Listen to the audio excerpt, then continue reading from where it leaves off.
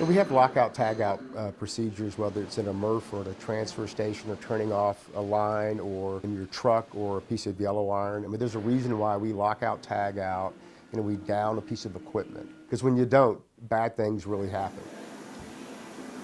Lockout, tagout is always a big item, and that tends to be one that sneaks up on you. See, I've done this 100 times, you know, and they'll do it that way, and that one time it won't work. With our equipment, we have a lot of moving parts, hydraulic parts. What we want to focus on is that we don't leave any stored energy in the equipment. Just because an arm or something is up in the air and it's not moving, it's still got hydraulic pressure in it unless you relieve that pressure. And it's particularly important in a landfill setting because we elevate a lot of the parts of the equipment to work on them, either a bucket for a loader, a blade on a dozer, engine compartment containment. And so those are all things where it requires you to get under heavy objects. And knowing how to properly secure those objects before you get under them is always a critical item in a landfill setting. It's not good enough just to simply raise the bed of the truck or raise the bucket of the loader and leave it in that position. We have to have other means to secure the device in case of loss of hydraulic pressure, which is always the risk. A tailgate cylinder or a tailgate that falls over, you know, it weighs hundreds of pounds, so it could be a critical condition. It's unforgiving. If we don't lock out the arms properly, an arm can come down on us. Not securing a hydraulic pressure, opening up a line, being electrocuted. Chalking the trucks when you're working on them, things on jack stands, you know, just being safe. I mean, I got this one standing on a jack right here, but you know, if you don't do it right, you're dead.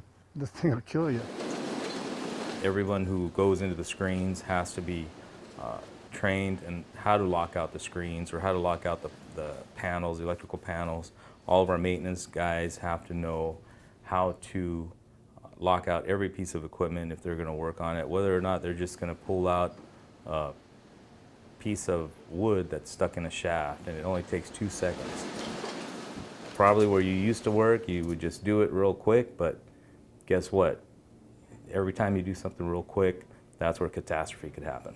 Follow your steps and do it right, and everybody will be here. The longevity of this company will be pretty solid. If something starts when somebody is in any of this equipment, it can really significantly hurt them or result in fatalities. We have a lot of people here, a lot of footsteps.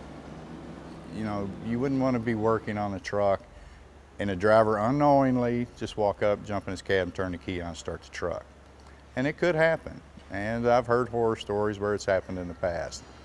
So we don't work on a truck unless it's locked out. It's just, you know, I'm not saying it hasn't happened, but it should never happen. If you're not sure, stop and get out. You know, we make a point of that. Take the extra second and do it right, you know.